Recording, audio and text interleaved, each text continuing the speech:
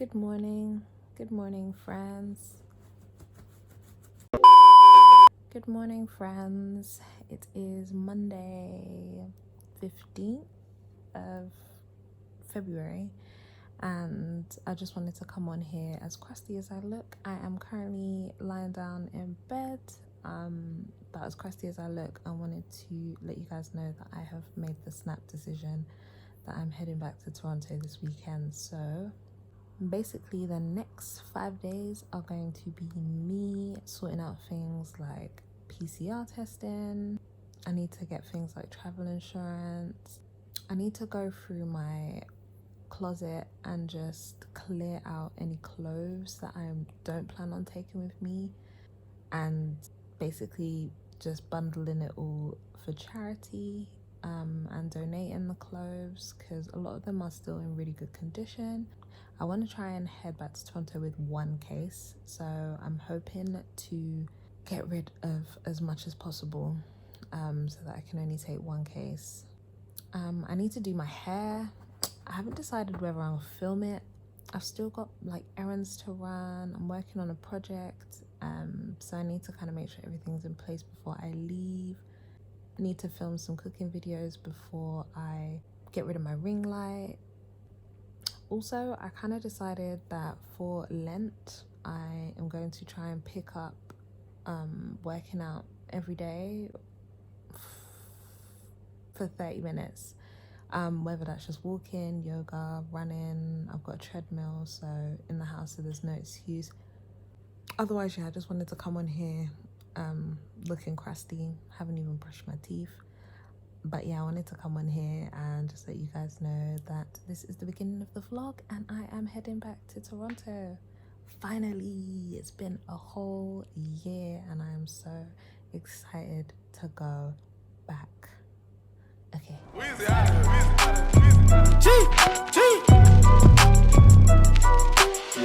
Back home smoking legal. Hey friends,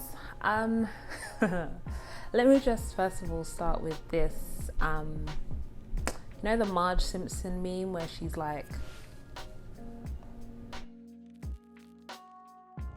yeah, I'm gonna start with that because I really started this vlog saying, oh, I've made the rash decision to move to Toronto.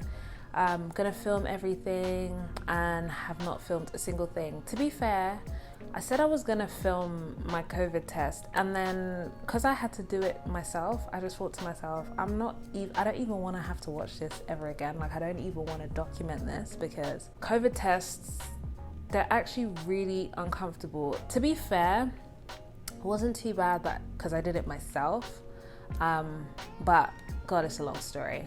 Yeah, so we're currently in day 12 of quarantine. I haven't really filmed much of what I've been up to because it's pretty much been the same. Like, all I've really done is eat, cook, work out, send emails, just life admin, and pretty much just lounge around the house all day. Luckily, I have like a mini backyard, so I can kind of go out and get fresh air there, but haven't been out, so I've literally just been within these four walls, kind of like jail, with food that you like to eat and stuff. Like, I'm really in the mood for food. I think that is one thing I've definitely missed the most about Toronto, just my like favorite things. I do want to talk about like moving to Toronto or moving back to Toronto and just like what the first kind of few weeks have been like, why I made the move, just kind of talk about my travel journey really. But we must eat. So yeah, I have no makeup on. I'm chilling. It's 8:15 p.m. and I thought to myself, let me order some takeout. So I thought I'll order some sushi and we can kind of like sit and chat. So yeah, let's do that. Let's kind of just have like a little sit down, a little chat. Let's catch up. It's been a while since I've posted like anything from like my energy series or like my mindset series. So I thought we could just have a little chit chat while I eat some food. I'm gonna put timestamps in this video because I think you guys will appreciate just like being able to skip to certain parts of my vlog. But yeah, while I was like sitting here today, I was kind of, sorry, I'm looking down because I'm trying to order food. While I was sitting down today, I was kind of just thinking about like boundaries and just how relationships change. So yeah, I really want to kind of talk about that. So we're going to call this segment a mindset mukbang with Meech, because alliteration. So yeah, we're gonna talk about that. Like I said, I'm just gonna order some food. I'm feeling like going all out. Like, I don't even like sushi, but my old roommates introduced me to it, and now I only get it from one place because yeah, their sushi is out of this world. I feel like a sushi roll. I always get the same thing as well. What am I getting? What am I getting? Okay, I like this spicy sauce. Please and thank you. 40 to 50 minutes. God damn, it's hurting me. Why is there a delivery fee, a service fee, and taxes? A simple $16.95 roll has now turned into a $23.32 order. Should be here at 9:05. It's currently 2020. Until then, we wait for the food.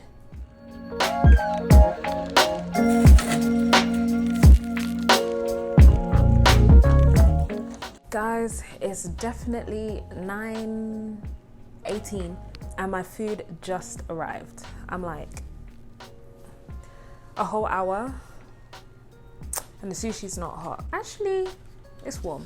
Anyway, insert a photo or a video because it looks fantastic. Oh my God. But all I know is I don't know how to use chopsticks. I always have to Google like the finger placement. I feel like once I have the finger placement, it just kind of comes to me. But yeah, we gonna do this. Hold on, let me just get a bite before we start chit-chatting. Ugh. I always tell myself, don't look at the sushi when you're about to eat it, because looking at it puts me off.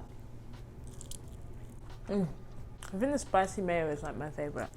Cheers. This is from Kibo Sushi. And I get either a kamikaze, some kind of tempura roll, or dynamite. But this is kamikaze, and it's so good. So if you're here from one of my vegan videos, yeah, you probably sussed it by now. I'm definitely not vegan. So I wanted to talk about relationships and why relationships change, and just like boundaries. I think, I don't even want to mention its name, but one thing I've learned through this Panera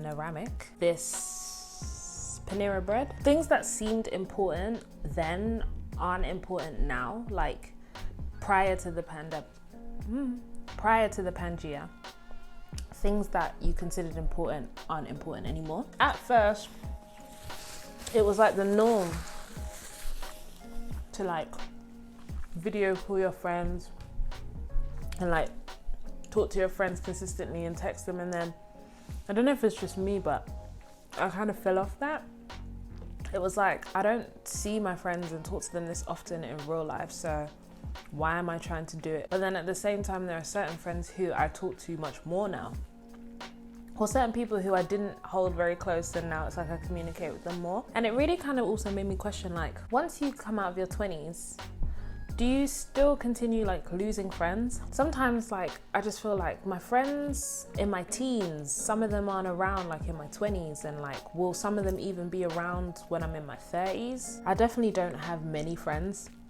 I have like individual friends. I don't do like batches and cliques and stuff like that. So very rare that you'll find me in a group of people. I have like individual intimate relationships. Just made me think about how relationships change and like how the dynamics of relationships change. I think you start to see like who keeps up with you just for the sake of like keeping up with you, who actually like keeps up with you intentionally, and just like who's really around, if that makes sense. Yeah, as I'm getting older, I'm just seeing how a lot of my relationships are changing, and especially during this time we're in, a lot of my relationships have changed, because there were certain friends that I had who I'd only like really kind of just hit up if I wanted to go out, if I wanted to do something, and vice versa. Now that has been taken away from us, like we can't really go out and club and stuff, it's like, are those friends really checking for us?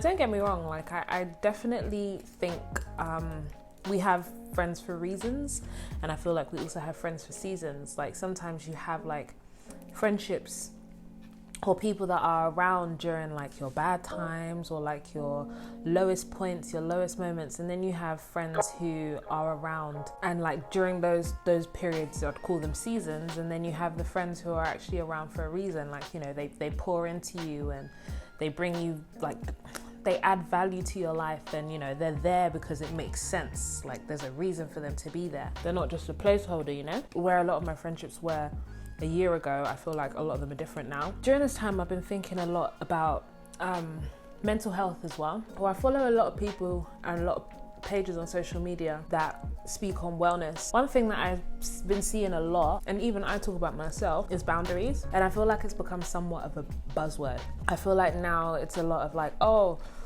you know, have your boundaries with people. Your boundaries are for you. They're not for anyone else. Or if somebody doesn't respect your boundaries, cut them off. And I 100% agree. Like, I definitely agree. You know, it's good to have boundaries. I think it's really good to establish your limits and know what you stand for, and just, like I said, live intentionally. And sometimes living intentionally involves having boundaries for other people.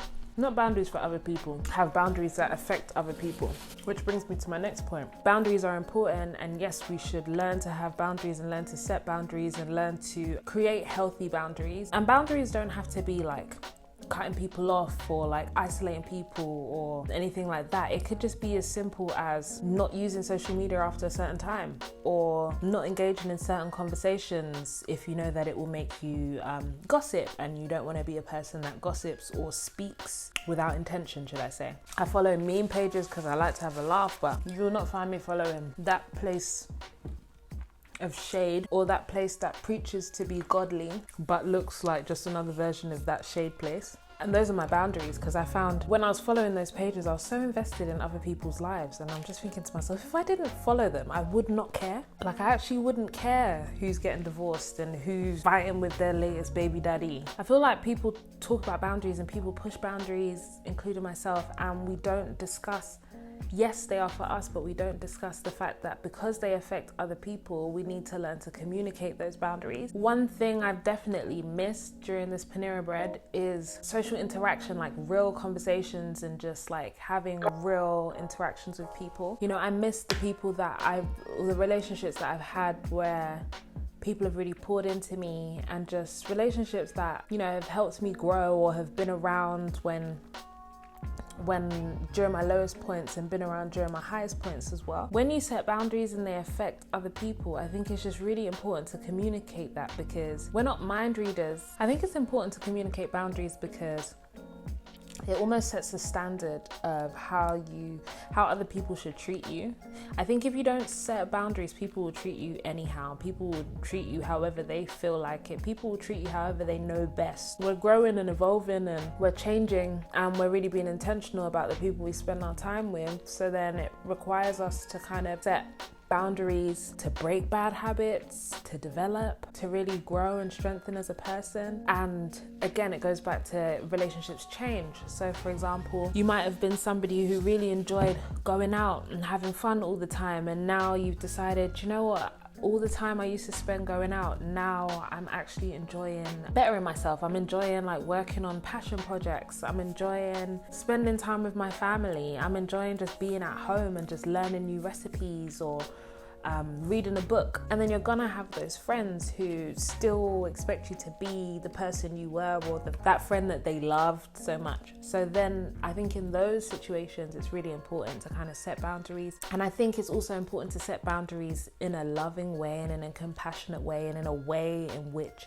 you would want people to set boundaries with you. Just being able to communicate them, and it doesn't have to be a thing where you have to go into detail like, oh, you know, I like to do this now, so I don't want to go out. It doesn't even have to be that. It can just be like, do you know what? Not really into the clubbing scene anymore, but we can hang out, or you can do a class together for something, giving people an alternative option that works for you. A lot of us have grown during this Pangea, and we've learned things about ourselves and speaking it into existence. As we come out of it now, we're going to be different people, and we're going to like different things, and we're going to want to do different things. I know my UK friends are all excited about June the 21st and being able to come outside, but I feel like there's going to be an element of social anxiety. It's just going to feel different. It's just going to be more taxing on the body, because a lot of us have just been at home. I think anyone who loves you, anyone who really cares about you, and anyone who really wants to see you do well will always respect your boundaries. It may take some time. It just depends on how patient you're willing to be. Being open to change will always reward you. I think when you resist change is when you really have trouble kind of getting through it, getting over it. I think we put too much pressure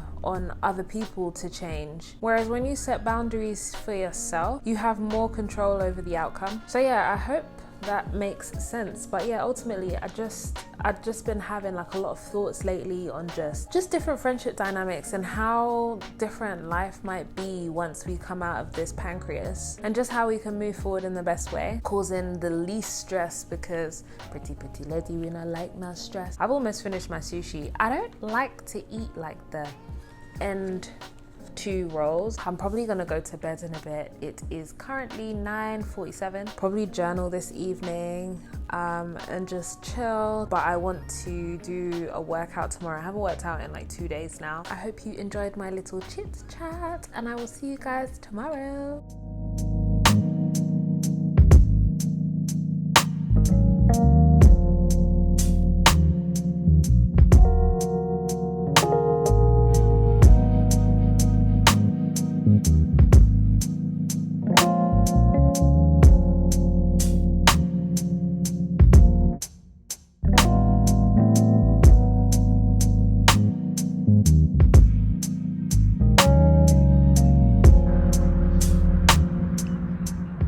Grand rising friends, welcome to my first day of freedom.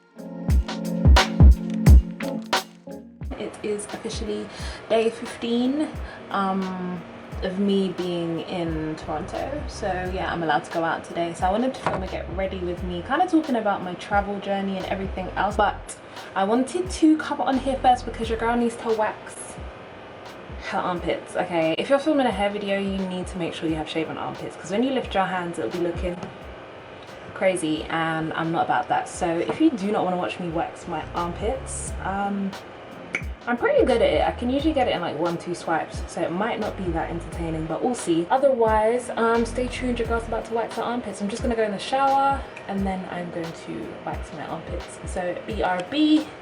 Okay, I'm back. My hair is tied up now.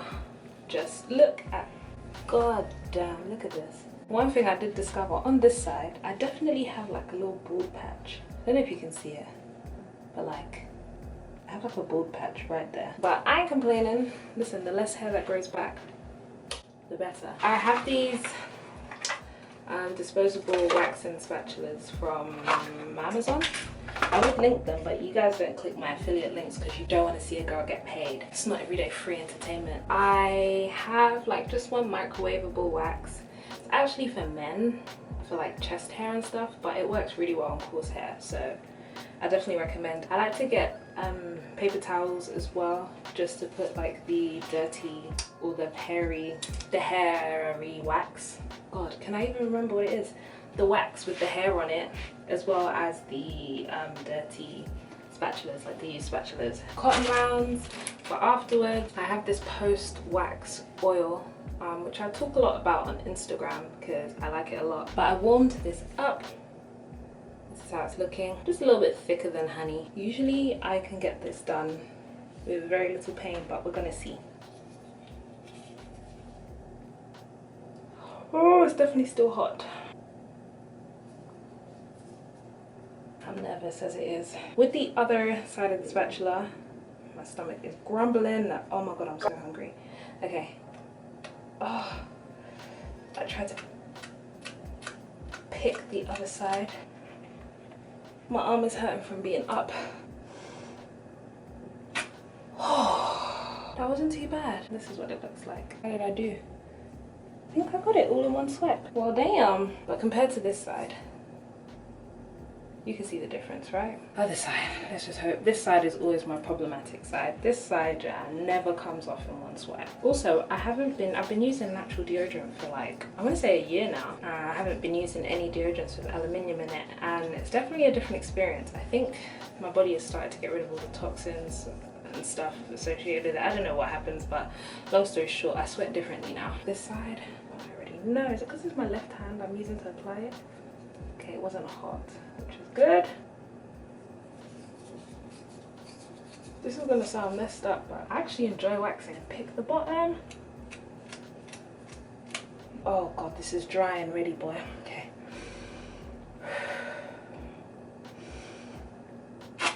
Oh,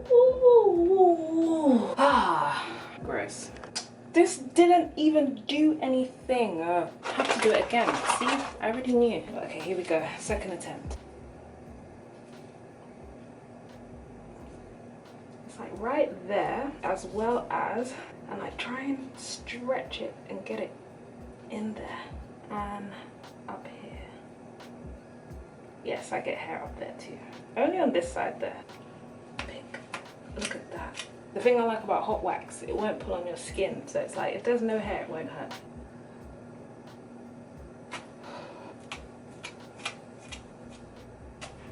Ow! That low-key hurt. It looks better, but there's like, just this section here. Like I said, last swipe. I said that for the last one, but okay, just here.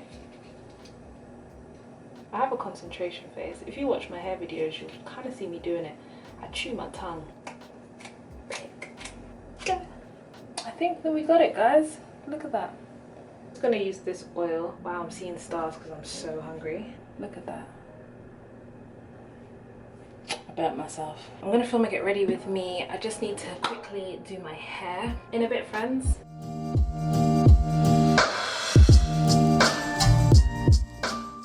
Okay, so full disclaimer, it's definitely been a week since I said I was going to do a get ready with me. That day I ended up being really late to go out. So I said to myself, you know what, I'll just film a get ready with me the next time I get ready. This might be like a vlog of maybe like my first month moving, as opposed to like a vlog over like my 2-week quarantine as I initially wanted it to be. So I'm just getting ready. I'm about to go out. The weather's not too bad today, so I wanted to do like a quick get ready with me and talk a little bit about like how I moved here, like what brought me to Toronto. I've like explained it on an IGTV before, so if you follow me on Instagram you might have already seen. But yeah, I want to kind of talk about that, especially if this is your first time coming across me. So I'm not really going to talk about my makeup as I'm doing it. I'm not really a makeup person either, so don't judge me. I washed my hair yesterday. I'm filming like a hair video at the moment. And just get it out the way. It's grown so much, like it's actually grown so much. I took a long time to move initially, so I was meant to move in 2018. I ended up just coming to visit, like I came on like a week trip I think it was, and then I moved in 2019 January. Yeah, I was here for a year. So initially I said I'll go home for like 2 months, save up some money a little bit because obviously I can still work in the UK. So I thought I'd save up some money and then move back. I had a trip to Cuba as well, so I moved back end of January 2020. And then I went on a holiday to Cuba like end of Feb, and then a week after I came back, lockdown happened, the Canadian borders closed, and I was basically stuck in the UK. So yeah, I moved out, but I was basically in Toronto for a year. I was working, trying to travel. I think I only really went to Vegas. I didn't do much, like I didn't actually go on holiday or anything. It's just you forget, like when you, especially if you're British, like flying anywhere in Europe is so easy. Like you just jump on a plane, it's like what, 4 hours tops to get to like Portugal, but then most places are like an hour, 2 hours, like 3 hours, yeah, 4 hours tops to travel. So you can literally travel every weekend if you wanted to. In Canada you can do like the US, but you can't really do, or you can do another Canadian place. So I did go to Quebec actually. I went to Montreal for a weekend, like a solo trip, which was nice in like September 2019. But other than that, my move was really random. Like I just knew I hadn't traveled this side of the world. I hadn't really explored. I told you I'm not a makeup person, so if you don't really watch any I'm trying to get better at that. When I initially moved here, I didn't know anyone. I literally moved out here with savings, like initially in 2019 with like no job, savings, no friends, like, and just kind of just built my support system, met people on. I think one thing I will say is if you travel, you need to learn to put yourself out there, because I basically met all my friends I have now, I basically met off like Facebook, just kind of work and jobs and through friends of friends, and just like going out and like talking to people, meeting people. Yeah, you really have to be willing to put yourself out there.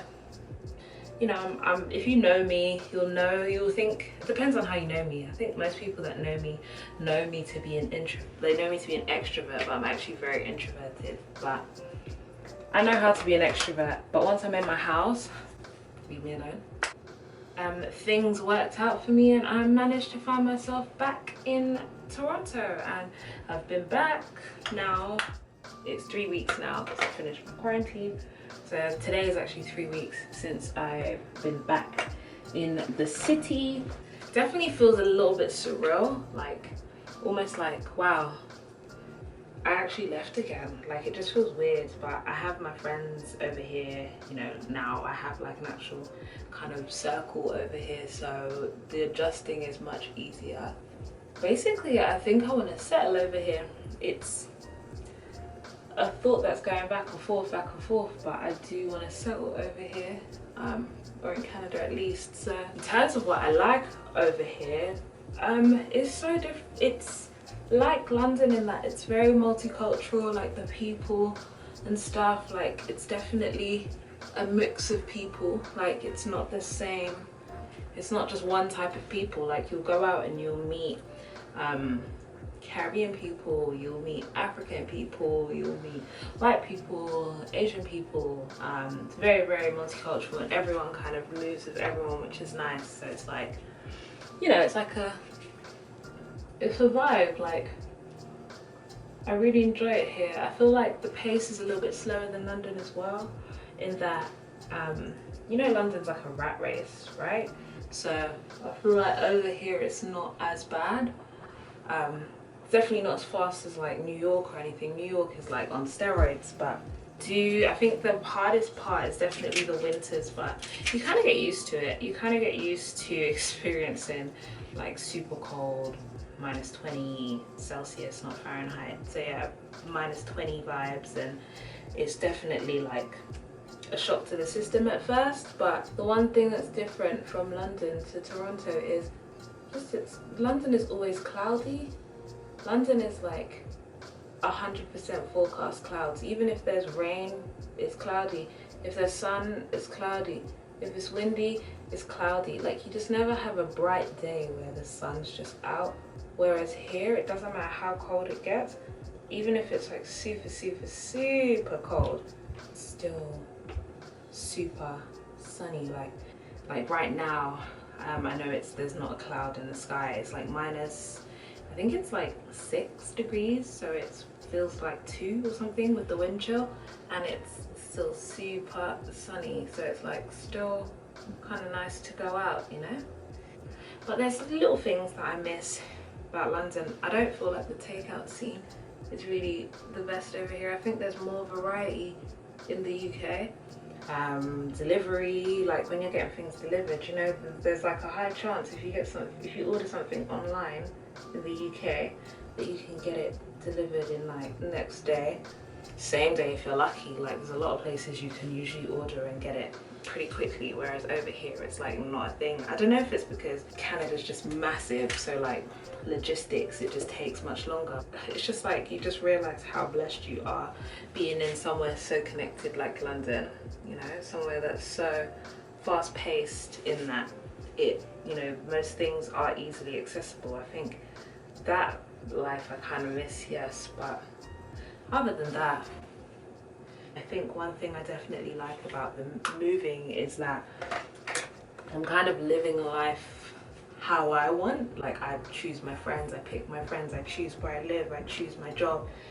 I'm not saying you can't do all of that in London, but it's more so kind of like I'm creating the life I want, which is definitely something I'm grateful for. I don't even know which lashes I want. I've got this whole, I'm that person that buys like a 10 pack and just goes with the flow. I definitely miss my family and I miss my friends, you know, but I have a really good friendship circle over here. I have, like, you know, my family can still visit. I still call my mom and call my brother like at least once a week. Yeah, I'm definitely still in communication and stuff. Oh my god, data and phone plans, they're horrible out here. But yeah, what made me make the move? Many things. I think I was just tired of London. I've honestly never ever in my entire life felt like I will settle in the UK. Like, I've just never seen it that way. I think growing up I always felt like I don't see myself settling here. I never knew where I wanted to settle, but I knew the UK was just not it. It's just not my vibe. Don't get me wrong, I love the UK, but it's just not my vibe. Like, the weather's just not my vibe. The lifestyle's just not my vibe. One thing I definitely love about there is their money is like the best in relation to any other currency. So like, you go anywhere else and you're better off, whereas you come from anywhere and you live in the UK, it's going to be super expensive. But yeah, if you've ever moved or you've ever lived somewhere for an extended period of time, what's the hardest part about being an expat? Let me know in the comments. So I think there's loads of little bits, like little niggly bits, but if you're somebody who likes to travel and somebody who likes other cultures and somebody who doesn't mind being by themselves and, you know, having your own company and putting yourself out there, honestly, traveling is one of the best things you can do. I definitely recommend you travel alone at least once. It's so funny because when I think about like my solo trips, I would like get so excited to talk to like the staff in the hotel because I hadn't opened my mouth, I haven't spoken to somebody because I'm on this trip solo, so I haven't really spoken to anyone in like the last 12 hours. You know, little things like that. If you're by yourself, like the whole time you're in a hotel room by yourself, you come in, you've had dinner by yourself, it just makes so much sense to me now, like why sometimes you see old people on the street and like they go past you and they just want to say hello, or they just want to compliment you and say your coat's nice, especially if they live alone. Like, they haven't spoken to anyone, so like when they come outside, that's their time to socialize with people. But yeah, how did I do on the makeup? Like, it's not the best. I feel like there's no real harsh lines. My skin looks flawless. Good makeup starts with good skin, okay? Otherwise, I'm not too sure what will be next in the vlog. I guess you'll have to wait and see. But just in case I do end it here, if you aren't subscribed already, hit that subscribe button, like, comment, follow me on all social media. Of course, stay fierce, stay real. I love you guys. See you on the next one. Also, let me know what kind of moving stuff you'd like to see. I'll see you guys soon.